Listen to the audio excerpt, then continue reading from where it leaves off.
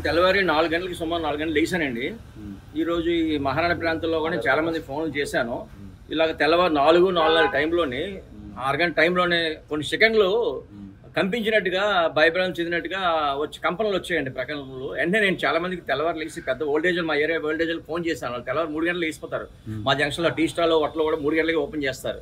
వెంటనే చుట్టుపక్కల ప్రాంతాలకు ఫోన్ చేయండి. వెంటనే వాళ్ళు వెంటనే స్పందించి లగ్గానే ఏంటంటే మాకు భయం వేసిందండి. ఏంటో కనబడలేదు, పగులు కనబడలేదు, కానీ భూకంపం టైప్లో ప్రకంపంలాగా మాకు కొన్ని సెకండ్లు వచ్చిందండి. మాకు ఇద్దరు లెగడం కాబట్టి లెగిసే లగ్గానే మాకు ఏంటిది అనుకుని మేము సర్ప్రైజ్ అయిపోయామండి.